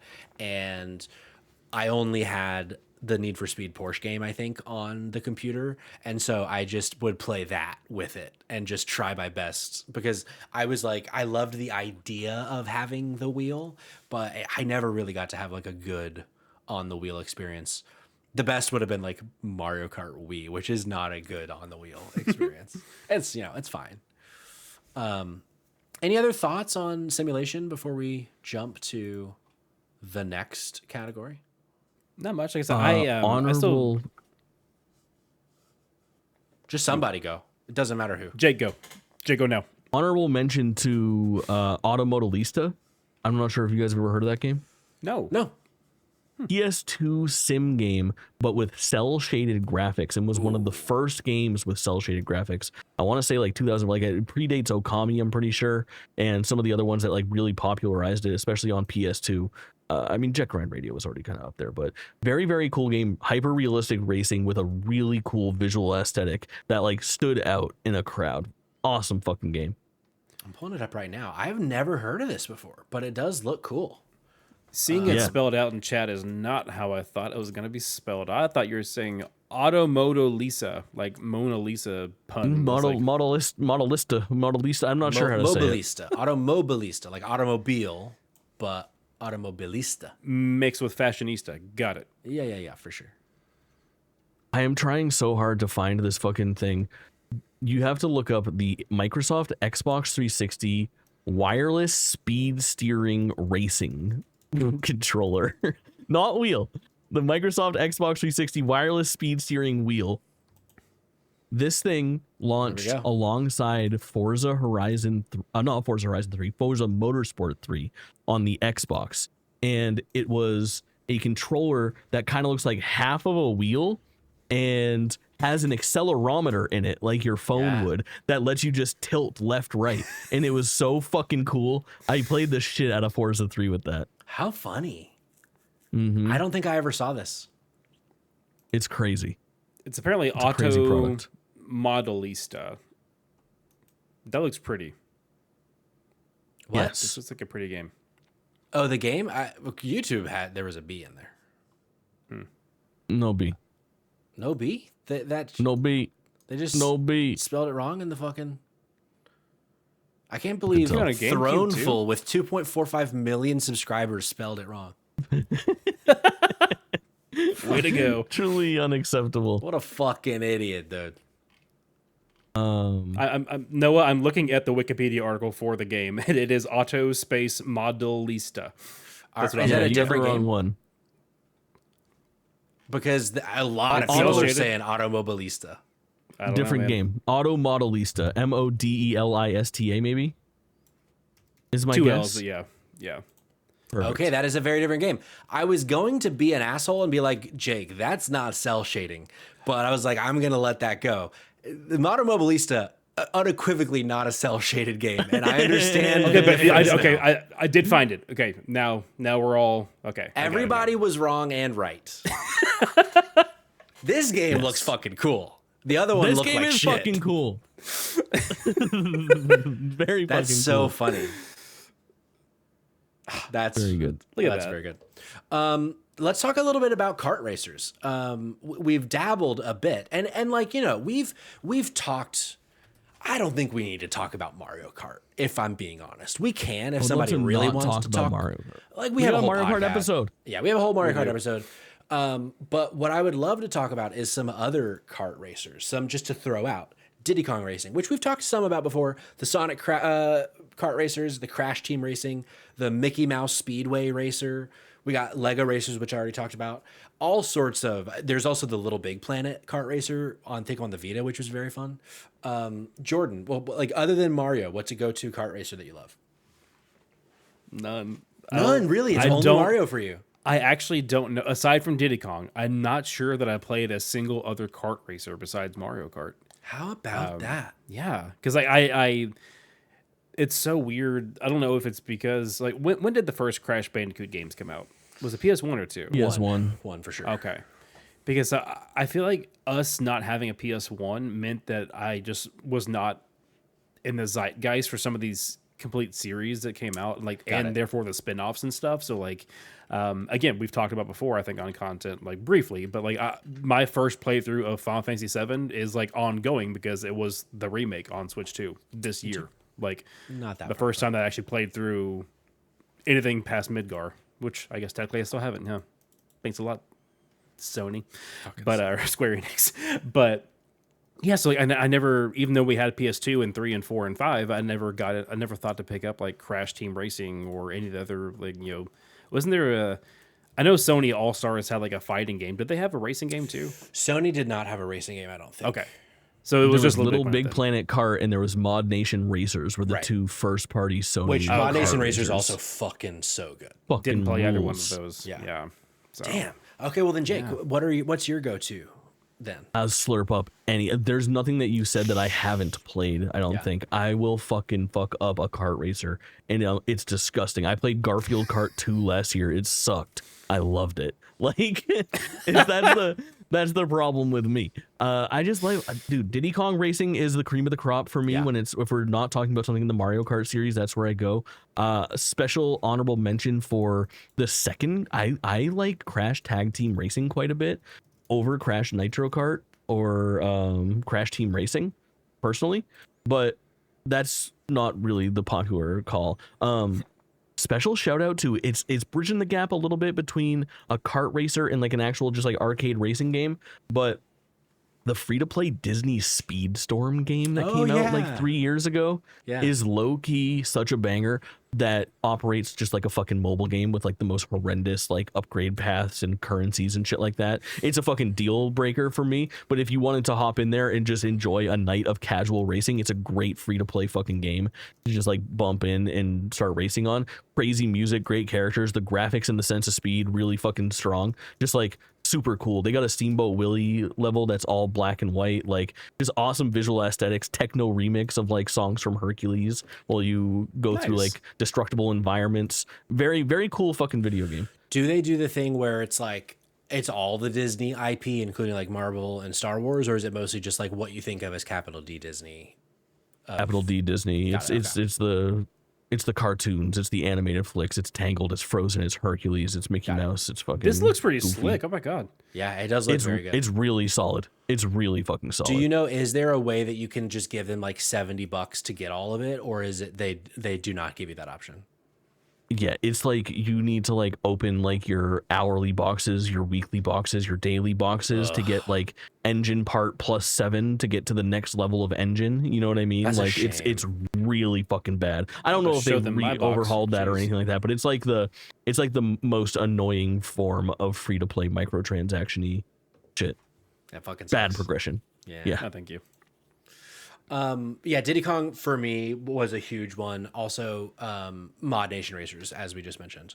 I feel like I've dabbled with a lot of kart racers, but I think those are probably the two that I've played the most, even though, Diddy Kong only on the N64, but like whipping that thing out just to fucking try to make my way to the Whiz Pig and take him down. Cause that game, Whiz Pig. Fucking so good. Busting that out can we talk was great.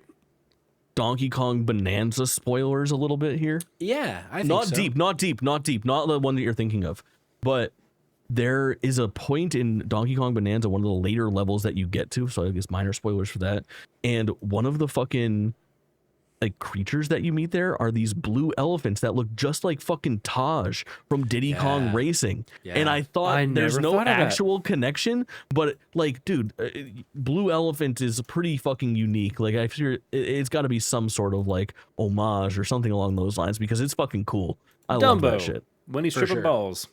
Right, I feel like also something about, I'm surprised that Diddy Kong Racing is kind of unique in that racing games, at least in my experience, maybe I'm wrong, maybe there's a lot more out there that I just don't know about, having a single player story mode. Like I feel like that's just not so cool. Some of the Need for Speeds do, like Unbound does, and you were saying the one earlier that like Need for Speed I think definitely more often than not has some kind of a narrative, but especially with a kart racer I feel like a story mode is a very unique thing. And I'm still like, we've said it about a few franchises on this episode, but like, how has Diddy Kong Racing not come back before?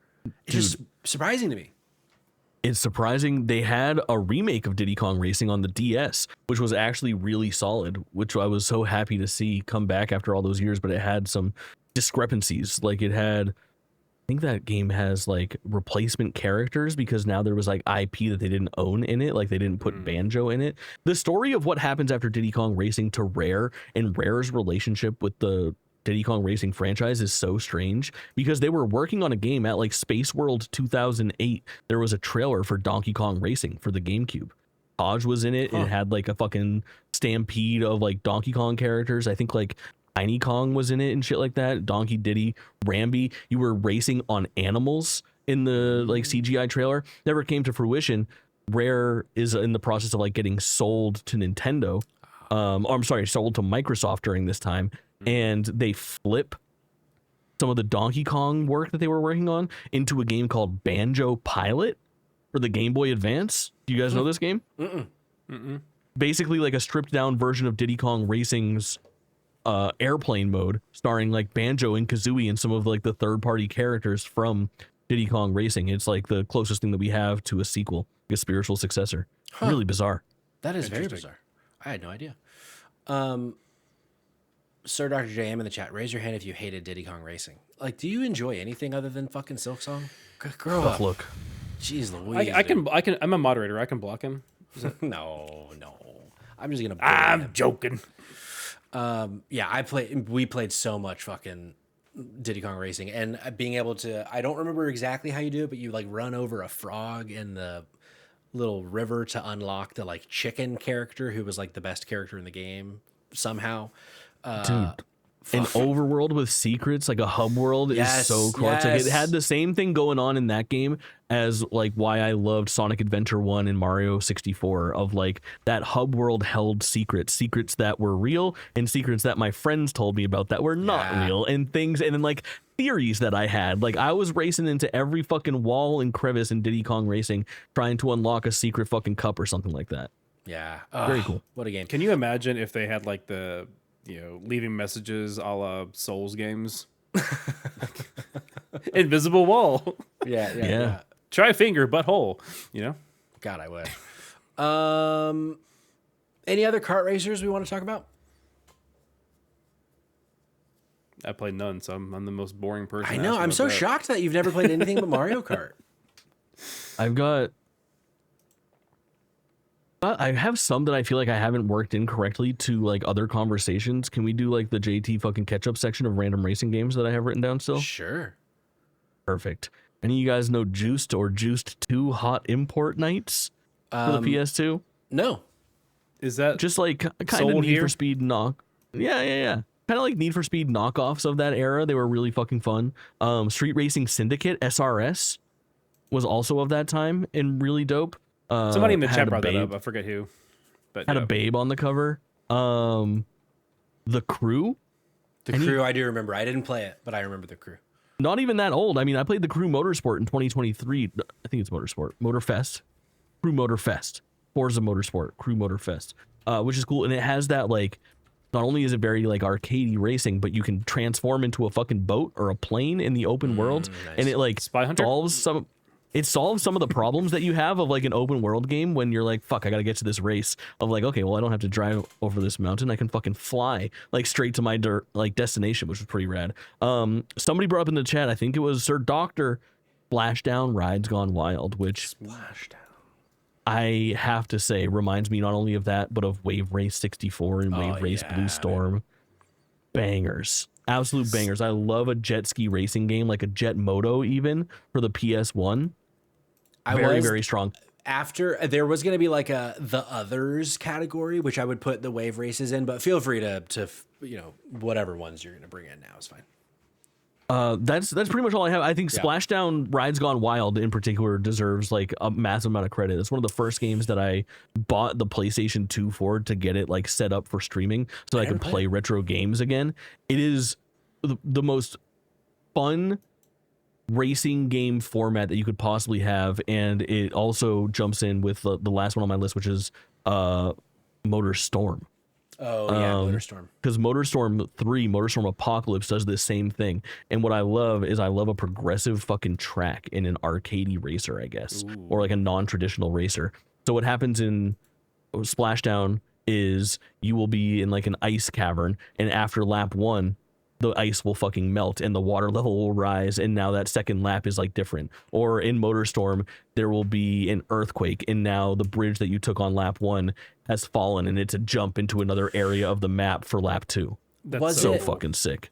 Was it Fukushima that happened right as this game was coming out, where like because that happened they like delayed the game or something? Do you guys remember that this might at have all? been the second one. Was it the Pacific Rift one? Maybe. I remember there being something with the. Oh, it might have been that. That one is a natural disaster because that was like a tsunami or something like that. It was. I think right? it was an. Oh, was God. it? Was it an earthquake or a tsunami that caused the nuclear meltdown in Fukushima? Whatever. I think it was that an caused earthquake. Was it an I wanna say earthquake? earthquake. And then I'm pretty sure. Yeah. So I think it was this one because this one was all about natural disasters. That it. Something happened with it. I don't remember what it was, whether it was like censored or not released in Japan. Something about that I remember being a story, but I can't quite place it if anybody else remembers what that was. This is Yes, you're on it. The game was released in spring 2011 in Europe and North America. The game was initially scheduled to release in New Zealand on March 16th, but following a 6.3 magnitude earthquake in the country in February, the game was delayed indefinitely. It didn't release until I think June of that year or later in Australia. How crazy.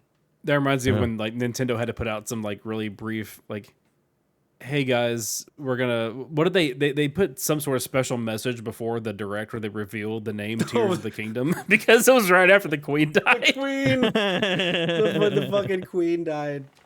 Oh boy, rest in peace. We just fucking we live in the worst world. What a weird gaming is so weird. I mean, the world is weird, but that game, Motorstorm Apocalypse, looks pretty fucking sick, and I never played it. They delayed a PlayStation State of Play because of a shooting a couple years ago. Am I making this up? Also rings a bell. Oh, who could tell which one? I know. Which of the 1,000 shootings that have happened since then could there have been? That's probably actually under fucking guessing. Yeah, you're right. Okay, next up, this is so I feel like Cirrus specifically might feel that he is being ignored all episode. But anti-grav racers was a genre, a subgenre in Wikipedia. Yes. So your pod racers, your wipeouts, your F-Zeros, this is where these would fall into. And come, he says in the chat. Which is, it's funny. This is a franchise or a subgenre rather that I feel like I wouldn't have described as being its own thing, but totally is. Like, it has such a different feel than a kart racer, than a simulator, like, and than any of the other kinds that we've talked about, the anti-grav specifically. Jake, you lit up like a Christmas tree. What comes to you for this? I just had this phase, and they're all right around the fucking same time of like that late 64, early GameCube. Like F-Zero X and F-Zero GX are huge for me. The Wipeout series, especially when it hit PlayStation Vita, I think it's Wipeout Pulse, I want to say, 1 and 2 are both so fucking good. And then I would say honorable mention to a game called Extreme G3 that I played on the Nintendo 64 a fucking ton. Just a cool like motorcycle racer. You guys ever play Kinetica? I played Extreme G3. I thought the motorcycles in this game looked so fucking cool. They're so fucking cool. That game sold me on box art alone. Yes, Extreme same. G3 rips. I think Extreme G3 is on the NSO. I think you can play it right now on online. I'm pretty sure. Oh, you can. I played it. It sucks. Yeah, no, it's not a good game. I just remember back then, and I remember back then realizing that this game wasn't very good, but I still thought it just looked cool enough that I still played it. Yes. It's the 7 that you love like a 10, man. You know, those are special. Exactly. Well, this might be like a 4 that you love like a 7, but That's pretty much where I'm at on it. yeah. But for me, better. The one I think, which I think this is for a lot of people, is the episode 1 pod racing game. I feel like that is such a cool game, and I'm so glad that we're getting another pod racing game later this year in October, which we're absolutely going to be doing an invitational for, by the way, so fucking lock that in October.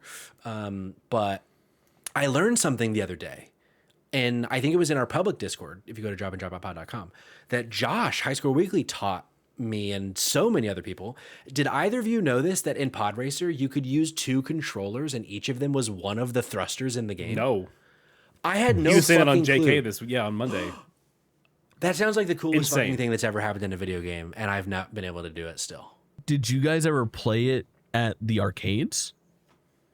No, I don't think I ever. No. Oh my fucking god! Yeah, I think I did play it at the arcade. Fucking Yeah, I things, did. and you to turn, you have to And left it was right it. Oh. Anakin's pod, right? That you were in. Yes. Yeah, I definitely played that Yeah. at the arcade.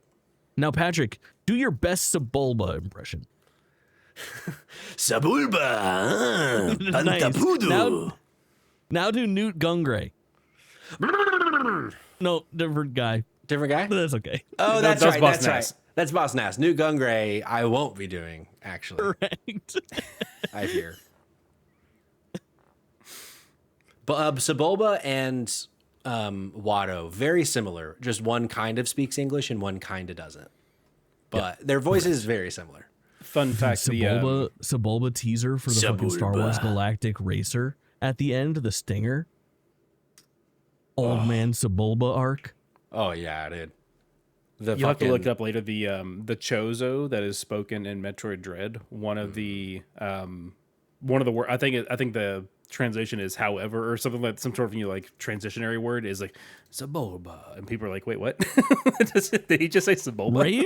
Ravenbeak. Ravenbeak. Have you guys played Pod Racing Episode 1 recently?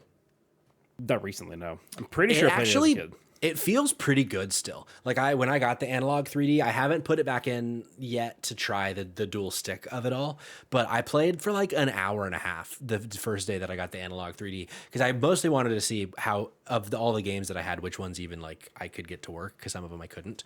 But I played through like most of the like pseudo campaign. It's not really like a story mode per se, but that game still like has so much fun. Like, and it has so much of that kind of like original DNA of upgrading your pod and like hiring the droids to be able to like help you out and whatnot. Is like there's a lot of really cool shit in that game that I'm very interested to see how much comes to the new one in October. Which, what is that one called, by the way? I forget. Galactic Racer? Galactic Racer. I think it's Galactic Racer, yeah. And X Criterion devs, man, there's Burnout DNA in that game. Yeah. I think that's going to be an actual, like, I think that game could come out and get like a 95 on fucking Metacritic. Like, I honestly think it has the sauce. Don't give me hope. Don't give me hope, Jake. That sounds so good. It sounds so What do you good. guys know about Super Bombad Racing? Super Bombad Racing. Let me see. It's ringing a bell, but Same. It's a Star Wars game, and you might know it as the one where they got big ass heads. I played this game so fucking much, and I completely erased it from my mind. Holy shit. What is this? It's so cool, dude. It's like somewhere between a kart racer and an arcade racer, and everybody looks like a pop figure, but before pop figures had made this aesthetic poor. Yes, I did play this. I feel like there was something. No, I think I'm conflating things. I feel like there was a way that you could like unlock characters with like codes you get from like cereal and shit. Maybe That could be right. I'm not positive. This game had a weird release where like there's like a PC version that's completely different than the PS2 version or something, and like there's Bombad Racing and Super Bombad. I'm not positive. Interesting. I completely Really- forgot. This really cool is, fucking I feel like game. is in the same vein as two other things. One Noah brought up in the chat, the Mortal Kombat racing in Armageddon, and also the fucking Burger King crotch rocket racer. Dude, Pocket Bike Racer Pocket bike racer, dude.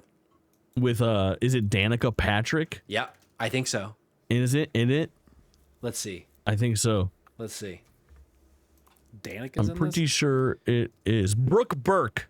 I was how did we Burke talk about is in Need it. for Speed Underground and not mention Brooke Burke being like the cover model / like Yeah. NPC that you upgrade your car with? That's right. I forgot about Crazy. Never forget, Jake. that. Look at this, dude. Patrick. I bought, As the fun fucking fact, king. when I started streaming, we did the Burger King Jamboree where I played all three of those games, and I bought them. You can buy all three of those games on eBay, brand new and sealed for like $9. Really? And, like they're backwards compatible and shit, I think. Like That's like funny. they're like funny games to own. You ever hear about how those discs were made? There's like a good video essay on this somewhere. But No. do you know about like the complexities of that? the deal that made this like Xbox fucking collab with Burger King actually go through was like nothing short of a miracle, and it took forever to do. And I'm probably paraphrasing and shortening the story a little bit, but essentially they originally pitched it as an Xbox game thing, but then the 360 was launching by the time it was like coming out, so they had this opportunity to sort of like make this game be sort of like a incentive to go get an Xbox 360 at the store, because I just got this Xbox 360 game, but the deal was already struck up for an original Xbox game. So they made this dual layer disc where the inside track of the disc is Pocket Bike Racer for the Xbox, and the outside layer of the disc is Pocket Bike Racer for the Xbox 360. So it plays on both consoles. That's Very insane. fucking cool. And I think it's I the remember only it games that do playing on that. both consoles, and I'd never understood how or why. I just didn't question. Yeah. But for like $9 shipped on eBay, I got like 3 brand new sealed Xbox games, and it was just surreal to open them up. And that's how I got that fucking.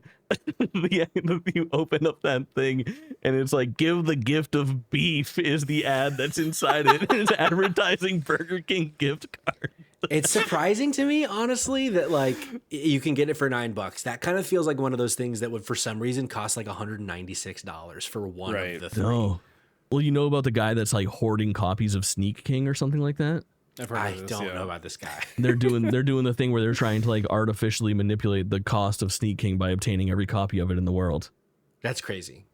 Yeah, they have thousands. And then he's going to try to sell them back to remake the money? All I'm saying is if he has all the Sneak Kings and you want Sneak King, the price of milk's going to go up. I guess so. The Strait is closed, Jake. Nope, wait. It's open. It's open. For sure. The others in terms of genres, we've touched some of these already, but your Crazy Taxis, your Simpsons Road Rages, your car racing combat games, and here I'd written SSX Spy Tricky Hunter. and Wave Race, of course, Spy Hunter, the racing game. But then I'm realizing as I say this, like we've basically talked about all of these in some capacity. Mm-hmm. Yeah. So what else? What am I missing? What have we not talked about? Soundtracks, man. Soundtracks, of course. Thank you, Cog. Soundtracks. What Absolutely insane. What brings to the front of your mind when we talk about soundtracks? Yeah, the like Burnout 3 especially, because I'm sure Revenge had a good one too, but like Burnout 3 and then both of the Need for Speed Underground soundtracks are just like so baked into that era for me. Like I cannot even tell you how many albums and or singles I was buying on iTunes because of these games. And like the funny thing, I was trying to look at the like refresh my memory, look at some of the soundtracks earlier, and like just the audacity of Snoop Dogg to put his name before the Doors for his like Riders on the Storm remix. Like, get out of here, man. Get out of here. Get out of here, Snoop. Very good. Yeah. But like the same ones resonate for me. Burnout 3 and Burnout Revenge have soundtracks that ring like I don't remember when the last time I did this was, but multiple times I have played racing games that don't have a satisfying soundtrack, and I'll play a YouTube mix of the Burnout Revenge soundtrack instead, and it fucking hits every single time. Like every song makes me want to race really fast, and that makes a difference because they're all out of genre for me. Like they're not really like songs from Burnout, because those were all like more like hard rock or like alternative type songs. A lot of alternative stuff for sure. Mm-hmm. Yeah, and they still like something about them just fit. It was like perfect. And that's of course, I mean the kind of rap oriented stuff from Underground. Yeah, because like, I was asking these gentlemen before we did the pre-show about this. There's that One Thing song from the early 2000s, like if I traded it, oh, like that song that was like pretty hot at the time.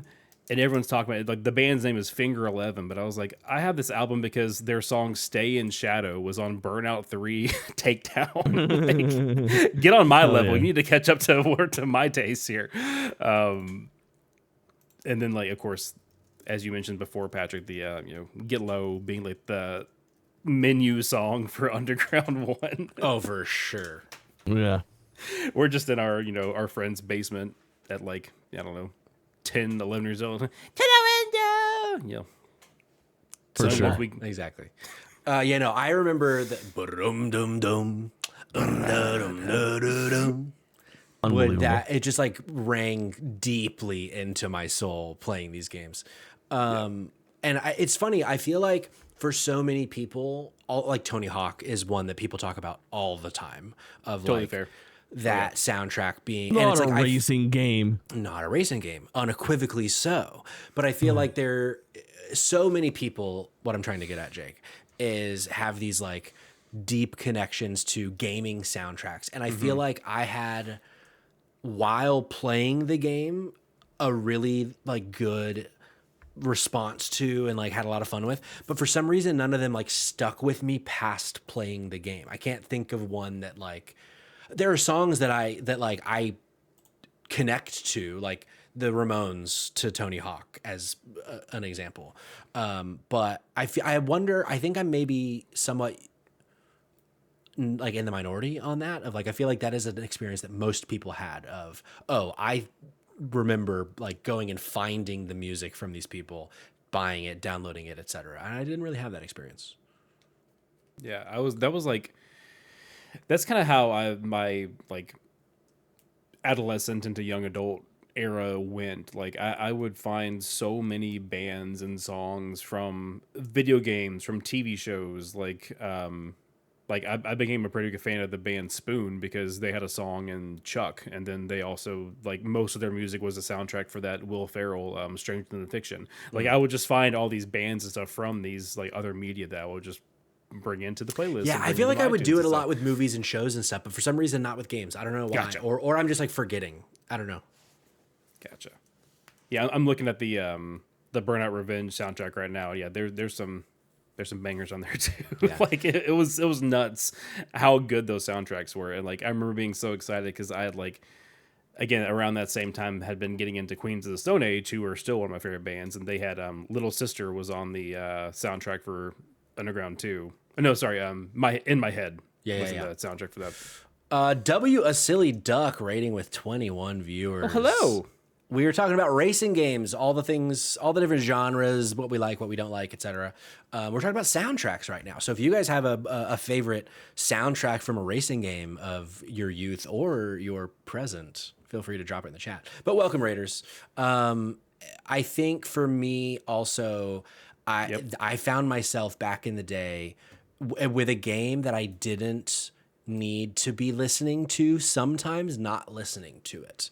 Whether it was, I wouldn't play it on mute, but like maybe there might be like, I don't know, I'm listening to like a CD with headphones on or something like that, like on my Walkman. That sometimes I had that kind of experience back in the day. Did you ever do that, or were you normal? I would like are you just talking about like putting your own music on instead of listening to the game kind of thing? Yeah, Yeah, I would do that a lot with like Call of Duty. Like I was playing Sure. like, COD 4, like in Modern Warfare, the original one. I'd be playing like my own stuff to kind of get myself hyped and do better, and it wouldn't work. Yeah, of course. But I would try. Yeah, we would all try. Also, Not do you quite remember a racing game? Yeah, go ahead. But Sorry. the Twisted Metal, it was 3 or 4 disc that could use as like an actual CD in a stereo or a Discman, and you could listen to songs from the soundtrack there. And track 1 was Dragula by Rob Zombie. Oh my God. I did bring that fucking thing with me on some car trips. I think the 2-monther mentioned that in the chat. Dragula was Yeah. also on the Matrix soundtrack, which I owned and listened to the shit out of. Yeah. Like 2-monther said it's on Sledstorm, and there's a couple other good mentions in the chat where like Wipeout Pure has a soundtrack that I don't think is licensed music, but it's like music that fits that fucking game so perfectly to just want to race a futuristic machine fast. Very good. I love it. How about looking ahead? Do we have any other thoughts about soundtracks that we want to talk about? No, but I do love Noah's comment of, I love the logic call. I need to do better in this first-person shooter. Let me turn off the audio with the guns and footsteps around me. It is a strange choice for a multiplayer shooter. In my slight defense, this is not. I don't think that the original Modern Warfare really had like the acoustics to really have like I need to tell that someone's coming from my left. Like I don't think like they were quite there yet, but still pretty bad logic on my part. Sure. Anyway, so. Very, very good. Well, as I said at the very, very top of the episode, the reason that we were having this conversation is because right around the corner is Forza Horizon 6. And so we wanted to kind of build some hype for ourselves of like reminiscing on racing games and franchises of our youth and of the past few years as well, since we're not fucking young anymore. But pulse check, what's the hype level on Forza Horizon 6, Cog? I'm excited.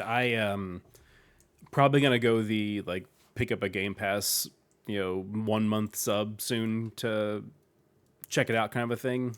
There's just way too many games right now that I'm trying to keep up with to justify fully buying another one outright at the moment. But like I said, when I was even jumping into Horizons 5, several years ago, I've been kind of in a drought for racing games for the most part. Like, I think I told you all, like, at some point, probably during a Mario Kart discussion last year, that, like, I never even bought 8 Deluxe for the Switch until the Switch 2 was out because my kids were wanting to play Mario Kart and I wanted to just get them one that they could play by themselves.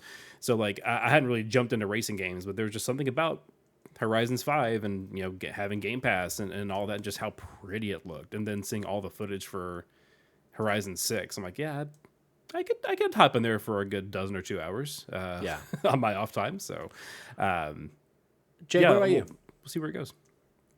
I'm very excited. I got a bone to pick with Forza Horizon 6. Oh no. Mind if I pick a bone real quick? Pick up bone. I don't mind, but The I'm last nervous. 2 Forza Horizon releases have offered this opportunity. However, this one, for some reason, they have gotten out of control. Basically what happens is Forza Horizon is a first-party Microsoft game. It comes out day and date on Xbox Game Pass. However, the last couple, they have had a premium edition of the game that for a couple extra dollars, if you buy this version of the game, you get not only the season pass content, but you also get 3 to 4 days early access to the video game. Not an unheard of practice, right? We've all been through this before. These opportunities have arisen on Game Pass. Yes, absolutely. Now, in the past, it was getting a little pricey. I want to say I might have spent 30 or 40 bucks on Forza Horizon 5 to get it that early. And the season pass content is hefty. If you're planning on playing it, it can really build in and make a lot of sense. This year, the extra stuff does not come with the deluxe edition of the game. It only comes with the premium edition of the game. And that premium edition of the game is $120. Bro. $120 to get the game early. But I know what you're thinking. Wait, is there an upgrade path? Can I possibly use my existing Game Pass subscription that would get me the game, and I could just pay for the DLC or the premium edition upgrade to get there? The answer is yes, you can. The price on that, $59.99. It is $60 on top of Game Pass to get the game 4 days early and get the season pass. That is fucking abysmal. I say no to that. Absolutely not. That is crazy. The alternative being $23 if you just wait 4 days? Yeah. That is crazy. Like, I don't love, as I was saying earlier, Forza in general, because I also, even though I guess Horizon is unequivocally an arcade racer and not a simulation racer, maybe you might say it's a hybrid at the very least. It feels a bit too realistic to me in general, but I dabbled with 5 back when that launched back. What year was that? Like 4 years ago ish? 3 years ago? 22, 4? I think. Years ago, I mean. And I put like an hour, maybe 2 into it. But there is something about 6 that, and it like doesn't look different really. It's just, and I don't even think that it's the setting, even though the setting being in Japan is very exciting and I think is aesthetically the most interested I have been in the franchise to date. But I don't know what it is, but like there's just something about 6 that is pulling me a little bit that I wonder if I'm gonna actually fuck with more than just like our invitational that we're doing on May 20th right here on twitch.tv/drop-in-drop-out-pod. But I'm certainly not going to pay another fucking $60 for it. I'm just waiting for Game Pass. It sucks. And we've talked about this a few times, but it's becoming more predominant than ever with I would say the frequency in which these games are offered to us early. And from a press standpoint, if you will, our little outlet here at Drop In, Drop Out, from a content creator standpoint, and honestly, from like a fear of missing out consumer standpoint, for all intents and purposes, if your game is available in early access, as far as the zeitgeist goes, the retail price of the game is the one that gets you early access, and you pay a discounted price for the game that comes out 4 days later. Like, that's the reality of it, is like, what you're telling me is that Forza Horizon 6 comes out on the 15th for $120 fucking dollars. Or I can take a 4-day delay, not make any content, not get my hands on it, miss out on the opening fucking weekend where everybody else is having fun out there in the world, and then I get my fucking game after. That sucks. It does suck, but I would be willing to bet there will be people that spend the $120. There will be lots of people that spend the $120. But I feel like comparing it to other Game Pass games where it was like you paid 20 or 30 bucks or whatever to get early, I feel like they are going to see a pretty noticeable dip in that number. I would be willing to bet, but maybe not. I hope so. Because especially that in does this economy. feel crazy. In this economy. I looked at my stats for 5, and I put a solid dozen hours into it apparently, which is, again, that was a lot for me for a racing game in that era of, you know, the distant past of 4 years ago. So. Yeah, I would have, honestly, if I could have gotten the 4 days early for like 30 or 40 bucks, I would have done it to maximize my chances at winning the Forza Invitational. Yeah. But I'm not doing the fucking premium edition because I know I'm barely going to play this game. Like, it's just that silly. But especially when we should have press codes. Sure. Right. Where are you at, Xbox? We're important. Jeez Louise. We Come on, interviewed Asha. the CEO of Backyard Baseball. We're real people over here. We got a couple of things in the works. We do, which we announced at the top of this episode. And maybe even other things that are in the works.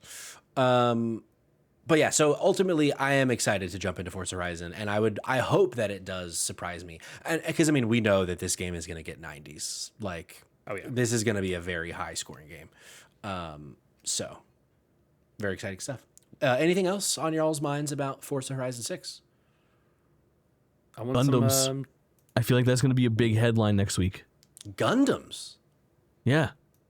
Yeah, in the Forza, in like so they had like the teaser trailer, but in the very first like full trailer for Forza Horizon, there's a stinger at the end credits and a big fucking like Gundam foot stomps down next to a car. And I think it's going to be like, you know how Forza has like those like throughout like the game, there's like usually like 3 to 5 of these like cinematic races where you'll race against like an airplane or a helicopter or like a monster truck or something. I think there's going to be a fucking Gundam. Okay. Very dope. That's gonna very be cool. That's gonna be making some fucking clips around the internet, I'm sure, in the next week and a half. Gundam.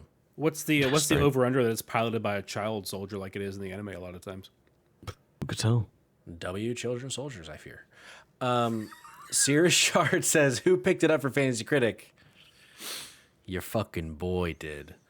Looking at a cool 25 in a week or so on the old. After your solid 24 today from mixtape. Oh, unfortunately, that was Jericho. That my bad. Yeah, unfortunately. Yeah, when Saros dropped, I thought I was gonna have 2 back-to-back 90s, but then that's dropped to like a fucking 86. Like that has fallen by like 8 or 9 points from where it originally started on Fantasy Critic. I think I'm still squarely in like the -3 era. Yeah, range. Man, in hindsight, I'm like, God, why didn't I counterpick fucking 30? I mean, I'm done. Like, I counterpicked GTA 6. I'm not going to win unless it gets delayed. But so many other games I could have fucking counterpicked. I'm a fool. For Forza Horizon, as a little sidebar, Cog, you're talking about picking up Game Pass. Mixtape hit Game Pass today, so I did resub, and that's going to carry me through to Forza. So that's a nice 1-2 punch with Game Pass, I feel like, this month, if anyone's thinking about it. Aphelion hit Game Pass as well, and I really do want to play that game, but I'm leaning toward just picking it up because it's, you know, smaller studio, and that's like right on my alley as far as sci-fi games doing weird things and not scoring great, but I'm gonna love it, a la Scars Above. So let's do it again, guys. Hell yeah. Also, I forgot Jake is also in the negative right now because of Kiln, I think, perhaps. Didn't you counterpick something that did okay? Oh, and it was a counterpick of Crimson Desert. I think got like a -10, maybe something like that. Oh yeah, that sounds about right. I mean, what if you give me one of your good fantasy critic games and I give you $1 billion? It's time that we all admit and accept that Jake is really bad at Fantasy Critic. But we'll talk about that in a couple weeks. I like to swing big. I like to dream big out there, you know? Yeah, we'll talk about that in a couple weeks when we draft our next 3 or 4 games after Summer Game Fest, which will be very, very fun. Folks, I think that's all we have to say right now about racing games. But let us know, like, what are you excited about in terms of Forza Horizon 6? And also, what was your racing franchise of your childhood that always brings a smile to your face? Make sure you go to dropindropoutpod.com so that you can follow us around the internet and all of the different shows that we're doing across this channel, JK Games Podcast, and all of our other dealings, like such as Cognitive Clips, working on something behind the scenes and just released what, Cog?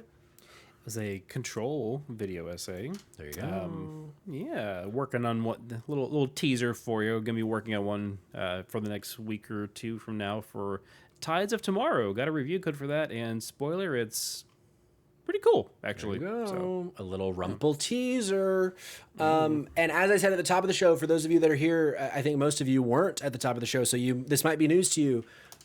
Greg Miller from Kinda Funny coming on the channel Monday at 5 p.m. Eastern Time for a little podcast about our gaming firsts. First game we played, first console, first game that made us cry, all those kinds of fun firsts. And if you join the Discord by going to dropindropoutpod.com, you can participate in that episode. And also, we're going to be having a fun little interactive thing that you guys can do. So keep your eye out for that on Monday. We're going to go say hi to Shay. And while we do that, we are going to wave at the camera, say goodbye, and thank you for being here. Make sure you like, subscribe, all the things you're supposed to do. We will see you on the next one.